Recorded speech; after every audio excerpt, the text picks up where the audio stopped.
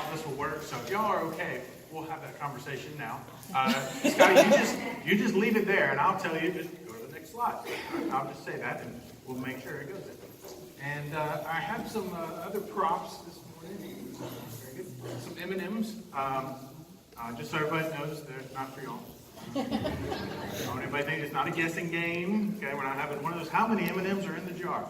I'm going to tell you, and that will take away the fun of guessing. So we'll just go with that. Okay, today I am talking about, as you can see on this nice title slide here, making the countdown count. And as we think about the countdown, at this time of year, of course, what comes to mind is often the New Year's Eve countdown at the Times Square with the big ball dropping and we count down. And that's not what we're talking about. We're talking about a different type of countdown, we'll talk about later, more related to marbles. And I lost my marbles, so I had to get these M&Ms.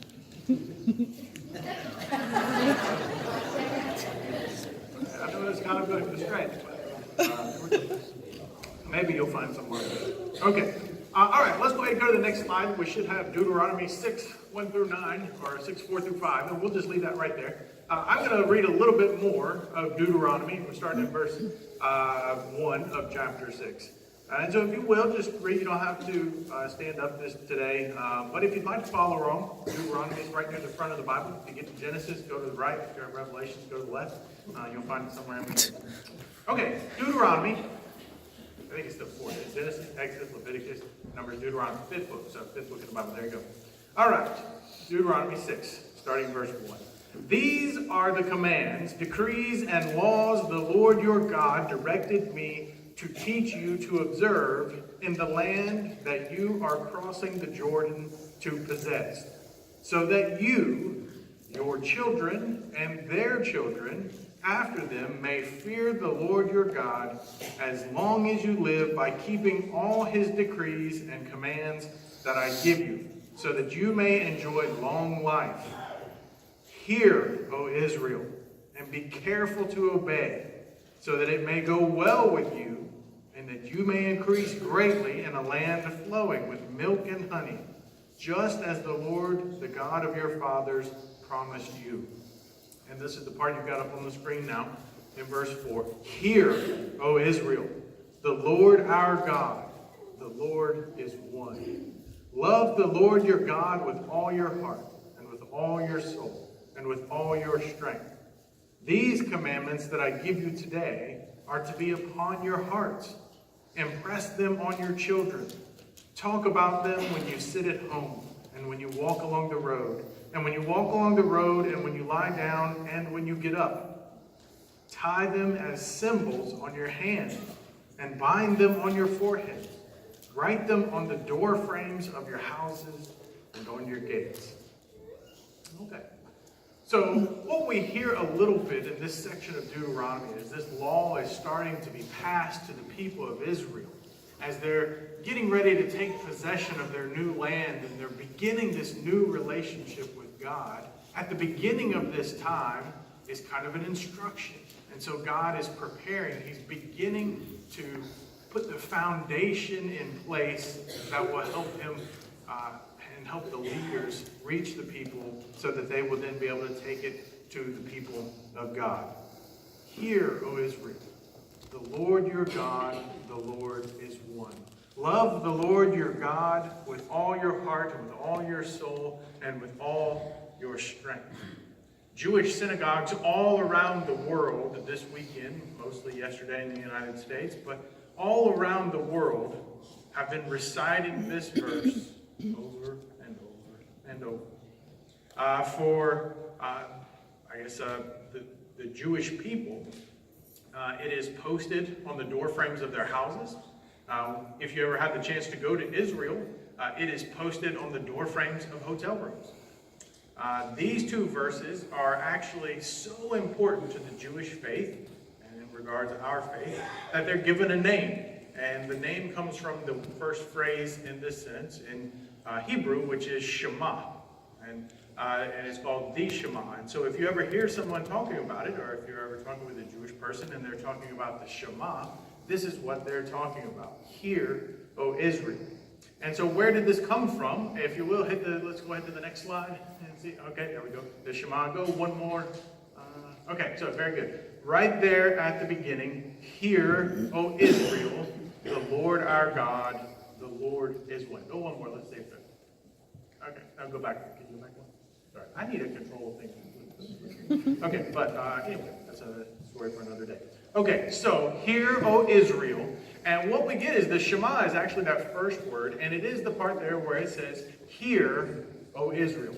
But it's a bigger word than just hear, because a lot of times we hear stuff. Some of you are hearing me now, but you're not really listening. You're not really paying attention. You're not really engaged. And sometimes parents, when you talk to your kids, they hear you, but they don't really listen. As teachers, you have that same problem. It's a problem that's common in our world. We hear so many things, but we don't always listen. And so when God was instructing the people of Israel, as this word was passed down to the people, they said, hear, Shema. But it was more than just listen. It was more than just opening your ears. It was paying attention. It was being engaged. And that's really, I think, one of the biggest problems we have in the church. And we could probably stop the sermon right there and just say, just listen. Just read the word. Listen and pay attention. All right, but we're going to keep going because I wrote more stuff down. So where did this come from? It comes from, this comes out of the first word, the Shema, which is to hear. That's where we kind of get this name. Okay, so to fully understand what the writing about here, we need to do just that. We need to hear, we need to listen, and we need to pay attention. And there's also a bit of response that comes with that. It's not just a hear, because a lot of times we hear stuff, but we don't always do the things that it is asking us to. So with this, Moses was saying to the people of Israel, listen, Israel, pay attention to this. The Lord is God. He is the King of kings. He is the Lord of lords. He is our God. So, Israel, because you are paying attention, respond by loving God with everything you are. And it's one thing to listen, but it is something more to actually do that, to Shema, to pay attention, to respond. It's a big difference. And maybe, just maybe, the most important thing we do today is just that. It's just paying attention to God in our world. So if you turn off the rest of the message, just take that. Just Shema. Hear, listen, obey, respond. And that's what God wants us to do. But we do have a little bit more. So let's go ahead to the next slide. Let's see what we got here. Okay, very good. I need a lower monitor. Oh, I can look over there. Okay, very good. So it says here, the call of Deuteronomy 6, 1 through 9 is not only to personally live out the Shema, but to also pass it on to the next generation. As we read in that, there's a good bit of instruction on how we go about passing on the things we've learned to our next generation. And that's kind of what we're talking about today. As someone who works with youth and at times with children, it's, when Mitch asked me to speak, I kind of think, oh good, I get to talk about things that are vital to me and vital to my ministry, but are also so vital to the church. Sometimes people ask me, why did you get into youth ministry? I know you've gone through a lot of school. I've pastored at churches. Why are you back in youth ministry? And it's really because of this. And it's because of this element. That there's no point in what we do that is more important than passing on, than helping our children to learn and understand. There's really not. Because if we do that well as a church for our youngest generations, and we teach them and they learn and they respond, then they will take over in our place and we will grow. And so for me, that's why I wanted to be able to share this with you today. It's also why, for me, I continue to work with teenagers who sometimes listen and sometimes don't, who talk back, not just these two, but who, talk back, and they sometimes they're here and sometimes they're home playing video games and, just so many things. But it is a vital, vital part of what we do. So let's go ahead and go to the next slide. Here we go. Okay. So this is starting in verse 6. And it says at the beginning of verse 6, these commandments that I give you today are to be upon your hearts. And the call is for us to actually live those out. Okay, and then if we look at the very beginning of verse 7, it says, impress them on your children and pass it, which means to pass it on to the next generation. Moses goes a little bit deeper and detailed in his instruction in the second half of verse 7 through verse 9. It says, talk about them when you sit at home and when you walk along the road and when you lie down and when you get up. Tie them as symbols on your hands and bind them on your foreheads. Write them on the door frames of houses and on your gates. One of the weirdest things when I got a chance to go to Israel that I saw, where there were what are Hasidic Jews, which are people who are very orthodox in their following of the rules of the Jewish customs. And they did this, they took the rules so literal that they had a little box that they would wear on their forehead, and inside this box was the Shema written on a piece of paper. And so they would actually have this on their foreheads. And they would, when they were walking around town and praying or anything, they had this on their foreheads as a reminder and as a way of following God's law. To have this, it says, tie them as symbols on your hands and bind them to your foreheads. So they did. And I thought it was a little strange at first, but you know what? That was commitment. They were willing to, they were so committed to their faith and to following this that they had this as a symbol on their foreheads. And so if we look very closely, though, at these verses, Moses presents an all-encompassing call to the people to raise up the next generation to live out this command, to live out the Shema.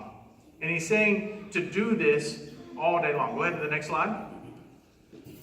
All right, so you see there we've got a few things. He says we do it when we are sitting, and we are walking, and when we lie down, and when we get up. And basically, I know our days, we don't walk a lot of places, and our days are full of a lot of things, but what Jesus was really saying was that we need to make this the highest priority in what we're doing. All right, go ahead to the next slide. All right, go one more. Okay. All right, go one more. All right, we got all the highlights there. All right, one more. Okay, very good. Proverbs 22:6. Very good. And so finally, the one part of this verse as we get there is he's saying we need to do this while they are under our roofs. He says while they are under our roofs and within our gates, which means while they are still in our control of sorts. Kids are in our control. But he's meaning, and this one's a little bit more of a subtle direction, that while they are still children. And in our society today, we count that usually as someone who is 18 or younger. So a lot of times 18 is in our society today, that mile marker for when someone reaches adulthood. And so what he is talking about, what Moses is talking about as it applies to us, is as our children. That as we lie down, as we walk, as we go places, as we drive, as we do all of these things with our children, that is during those times that we should be talking about our faith and helping them to understand God. One of the best ways that this is exemplified is in Proverbs 22:6. Train a child in the way he should go, and when he is old, he will not depart from it. We know this verse. It's often many times written on things for new parents and children as kind of an encouragement to train them. But a lot of times we don't. And that's the point where we often lose our marbles, or in this case, we lose our M&Ms. Okay, so I may use the term marbles interchangeably a little bit today, but we want to understand this. I found this neat illustration, and this illustration comes from an organization called Orange. So if you've ever looked it up, and this illustration, Orange is an organization, and what they're working towards is to kind of build that gap between the church and the family in raising up children. And so they developed this very neat illustration, which I've tried to show for you with M&Ms this morning. So I know for some of you, having these M&Ms up here has been tantalizingly tempting. You think, I'm just going to walk by and grab a handful of those M&Ms. Or what is he going to do with those M&Ms when he gets done? Or can I have those M&Ms now because I'm hungry? I promise we'll probably get out early. You can beat the Baptist to lunch. That'll be fine, but you'll have to leave my M&Ms alone, please. Okay. All right. So I should say, does anybody want to guess how many are in here? If you know, don't guess. 2, 3, 2, right here. Anybody know? How many guess? Anybody guess? How many? 800. That's pretty close. 500. 900. That's a very, very good guess. And I'm going to tell you, so I don't mind saying, you're probably the closest so far. Okay, so the number is 936. If the youth can count, I had them helping me count these in Sunday school today, and I walked out for a minute, and so I hope they counted correctly. Did you guys count correctly? See, they are. All right, so we hope that is right. There are 936 M&Ms in this first jar. You know, it is approximately, when I saw this flower, Rita, what was your granddaughter's name? Say it again. River May. River May. You know, between the time, River, this is her first week of life, the time that she was born this week, and the time she turns 18 years old, becomes an adult, there are 936 weeks. 936. So if we let one of these M&Ms represent 1 week of River's life, this is how many that we have as adults, as church, as parents, grandparents, to complete what God has called us to do in the Shema, to educate and to help them learn to understand God.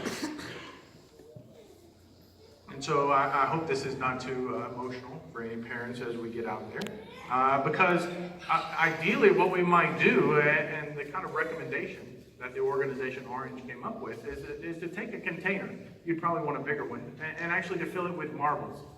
And so that you would have 1 marble for each week until from the time a child is born until they go off to college or they are turning 18, graduating from high school. And each week, take one of the marbles out and to see those marbles decrease. And it's interesting when we do something like this. I don't know if anybody in here has ever had a countdown of something important that's happened. Our family, we do sometimes a countdown to Christmas or a countdown to a big trip. And so we would have those days roll off every day, and it would be something we'd look forward to, is moving that date, moving that date, moving that date. And when you're actually counting those, sometimes it has an interesting effect to make us actually pay more attention to those days. And so if we complete something like this, and we have this, and we say each week we're taking this out, I really think as parents, as grandparents, as a church, that we become much more aware of the time that we have to follow this. So I know in getting a visual, it seems like a lot of M&Ms, but it's really not that much. That we start to realize the short amount of time that we as a church, as parents, as adults, as grandparents, as friends, have to have that kind of impact. If we move down a little bit and we start this is our next jar. This is 624 M&Ms, and this is the time you have from when your child starts kindergarten until they turn 18. So how many parents do we have in here with children of kindergarten or less? Or we've got a few in here. Right? So kindergarten or less, 624 opportunities. As we move down, we have this one is smaller jar. This is when children start 6th grade. And I wish I could remember off the top of my head, but it's not. It's 364 M&Ms, 364 marbles or counters that you would have. So if each of these represents a week, as we look at this jar, we can think, oh, I could eat that jar in one whole sitting. I know. It wouldn't be hard. A glass of milk, I could go through that quickly. And as we get closer, it does get quickly. So from 6th grade, and those whose kids are getting a little bit older, from a freshman in high school, your first day of high school as we move up, there are 208 weeks left. 208 from a freshman day in high school to the time they graduate. And for those of us who have seniors this year, it gets a little bit closer as our kids run through. That's just 52 M&Ms. Doesn't look like much, because it's not. Because time moves on. And we start with this giant amount, and then we move down to just a little bit. And then pretty soon, those M&Ms run out. I didn't put an empty one up there. I thought that would be too weird. All right. All right, let's go to the next slide. The founder of Orange, let's go. There we go.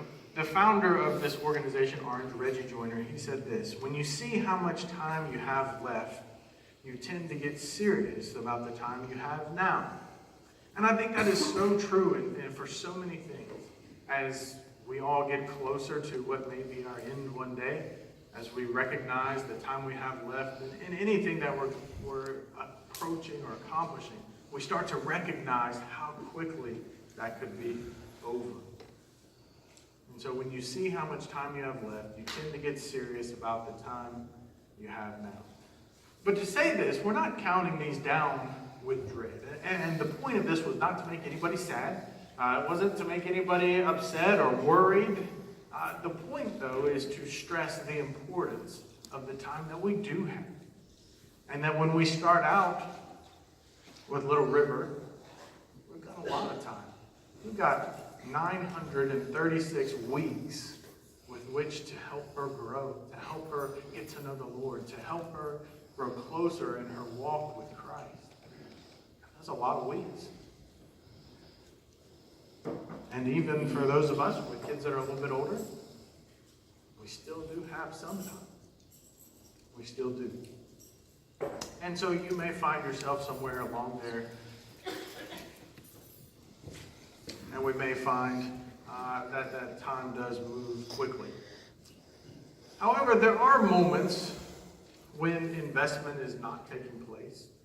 There are children in our midst, there are children in our group, in our church, probably children in your family who you know don't have someone investing in them, who don't have someone following this commandment of God to invest in children, to invest in others, to make a difference, to make an impact. I have seen over the years, I've been in full-time ministry and part-time ministry for about 20 years now. So I've had an opportunity to interact with a lot of kids. And it is amazing how many times you see children who have input, who have parents, who have other adults in their lives, who find their way, and they just seem to find that they're not falling into so many of those other dangerous traps that we get ourselves into. Motivational Jim Rohn said several years ago that you are the average of the 5 people you spend the most time with. So think about that for a minute. It means your behavior and he was talking from a real business sense and from success in life. And he was saying that the 5 people you spend the most time with, that you're going to be most like those people. And so that it shows the importance of choosing 5 people to spend most of your time with who are doing the things that you want to do, who accomplish that, who are behaving the way that you want to behave. And so parents out there, as you look at the friends of your children, make sure that those friends are positive people, because although this rule, as we've gone through time, society changes a little bit, but I think it still holds very true. That the 5 people, your child, that children, the 5 people that you, even as adults, spend the most time with, that we start to look like those people. We start to act like those people. We start to have the behavior and patterns of those people. It is just kind of the way that it works. There's also a saying you've probably heard, show me your friends and I will show you your future. I don't know how many times parents look at the friends of their children and say, I don't want my child to turn out like that. Well, they need new friends then. It's really not that simple of a problem. Or not that hard of a problem to see. In ministry, and when we work with children's ministry or youth ministry, there's often this ratio that we try to hit. It's a 5-to-1 ratio. And the idea is that if we have 1 adult for every 5 kids, or 5 teenagers, that we're in pretty good shape, that they're probably not going to burn the church down or the rest of us or any of those things, if we can kind of keep about a 5-to-1 ratio. But I want us to think about flipping that ratio. Chap Clark, who's a a youth ministry expert from Fuller Theological Seminary. He asked us this question. If we will go to the next slide, let's see if we got that there. Okay, so there's 5-1. All right, go one more. All right, okay. All right, that's fine. So he asked us this question. He said, what if we were to seek to get 5 caring adults for each one child that we have? What if there were 5 adults in our church who cared for every one of our children or every one of our members who are under 18? So if we had one child, what if there were 5 people who were actively praying and actively engaging in the spiritual conversations and actively involved in that person's life from the time that they are 0, and they used up all 936 of those weeks to be actively involved in the life of that person. Now, as we know, at best, children have 2 parents. Sometimes they have a few grandparents who are close by who can be engaged. But that leaves that for most kids, for most children, for most teens, for most people, even new Christians, there's a big gap of things that people can do. And so we've talked a lot, and maybe some of you have even kind of disconnected because you think, I don't have kids anymore. My kids are grown. I'm not dealing with that. My grandchildren are adults, and they live far away, and I'm not there. But I want to promise you that there are children and teenagers in this church who need you. They need you. Now, it's not to say that this is not an open advertising thing for all volunteers. I'm not looking for all of you to sign up to be chaperones at our next youth lock-in. But if anybody wants to, go ahead and see me after church. We'll be fine with that. But there are kids that are around that need you to be involved. There are children that need you to pray for them. There are children that need someone to be in their life. And it's not just about being Sunday school teachers or volunteers or fixing food. It's about being involved. The Shema says that when we walk, when we're lying down, when we're riding in the car, when we're at the grocery store, but it doesn't say all those things, but that's what it means. At all of those places are times where we should be engaging others with God. Or we should be talking about God, what God means to us. One of the things I love sometimes about when Mitch is gone, not that Mitch is gone, I love Mitch and to hear him speak, but it often gives different people a chance to participate in our service and to be involved. And I think that's really what our church needs. I would ask, I see a lot of faces out there. And I can be honest and say, I don't know most of your faith stories. I don't know how you know God. I don't know how you came to a faith in God, or what challenges God has gotten you through, what places, dark places that God has walked with you through to find the light, what amazing things God has done in your life. I just don't know because we don't talk about it. And not that I'm looking to know all of those, but there are children in our midst, there are teenagers in our church who need the encouragement that only you can offer. There are kids who may be going through that same experience that you've gone through. And so I encourage you to do that. Now, for all of you, I've been talking a lot about the other people who are over 18. So if you are under 18, turn your ears on for just a minute. All right? So all of those under 18. So if you are 0 or older at 18 or younger, or even if you're right there at 19, 20, I hope this would apply to you. Yep, I see you, and you too. So this applies to you. Are you willing to be invested in? We talk a lot about the importance of other people to invest. And so I think we've run that train into the ground, and we know that. But the other part of this coin is that if you are a child, if you are a teenager, that you have to be open to other people investing in you. And that means you have to be open to other people talking to you, or asking questions, or sitting with you at a meal, or being involved. That this isn't just a one-way street where the people who are adults are pouring in. That it has to be a receptive where those who are under 18 are opening their arms to receive, saying, I want to hear your stories. And I'll go ahead and I'll speak for our youth. If you have a story of faith, and you have something where God has worked in your life, and you would like to share that, then I'm giving you an open invitation. Please let me know so we can make sure that we're going to all be there. We don't have something planned, But let me know. We'd love for you to come and share how God has worked in your life. We can do it on a Sunday morning during Sunday school. We can do it on a Wednesday night. We meet over at Mojo's. You can come up there and share, have a cup of coffee. You can come on a Sunday night and just come and share how God has worked in your life. Because our young people, our children and teenagers need you to be able to pour into them. So young people, you have to be open. And if somebody comes, you can't be on your phone and you can't be disengaged. You've got to give them the attention and positive, you have to shema. You have to listen and hear and respond. And that's what God is calling us to do. All right. I know it's about time to wrap this up. And we started early, and so we want to be able to finish so we can beat everybody to lunch today. But I wanted to finish with this. Let's go to one more slide. Okay, that's good. So what? The truth is that we need to have willing hearts, willing to serve and willing to receive. So what? What is it that we can do? Well, there's a few things that I'd like for us to do as we close out. As we get through these sermons and we think, oh, that was a good sermon, I appreciate what you said and all those things. That's great. And, everybody always appreciates positive feedback. But what would really be better, is if we would actually take this and do some of these steps. So let's go ahead and click on to the next one. So first, so what? Let's shema. Let's listen to it. Let's hear it. Let's engage with it. Let's participate. And let's respond. Okay? Second point. Go ahead. Next point. Okay. Let's make this time count. Some of you still have an opportunity to have an impact on somebody whose life has a lot of M&Ms left. 936 weeks.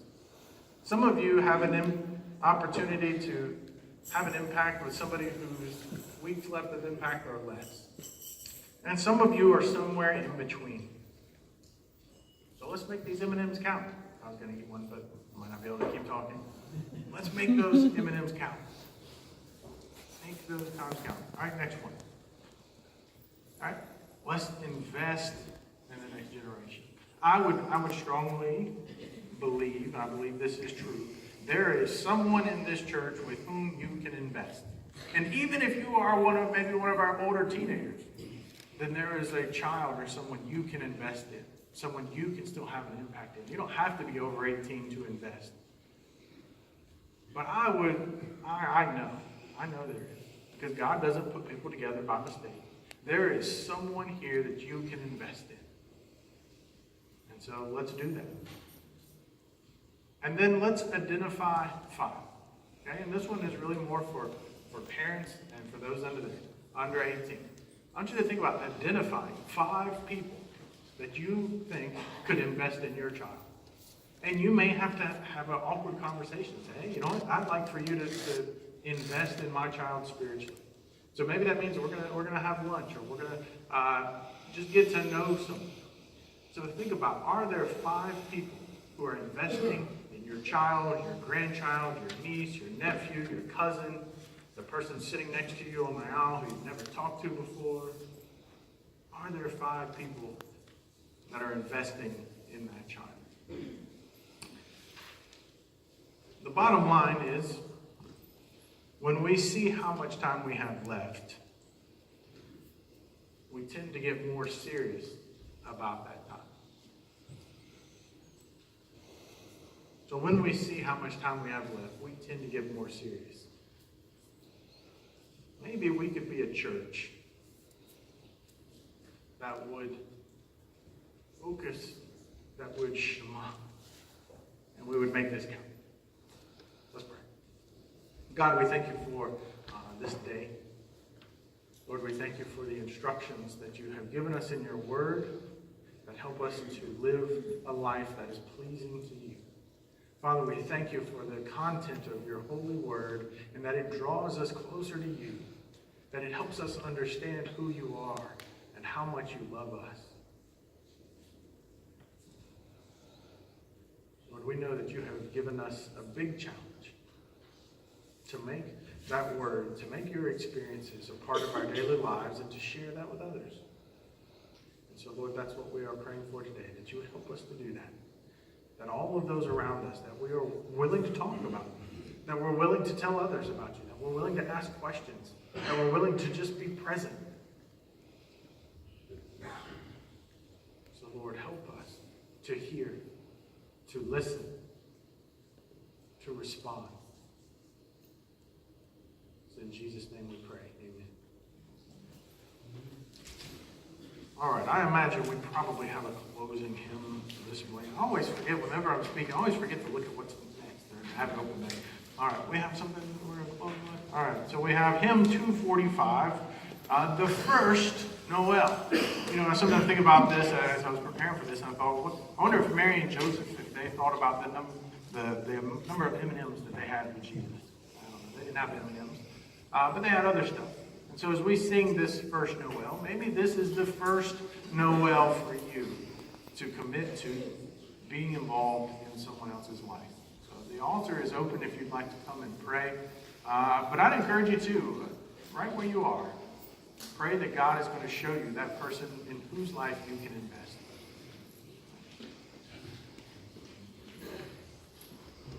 Let's stand and sing, please. First, third, and fifth verses. First Noel, 245.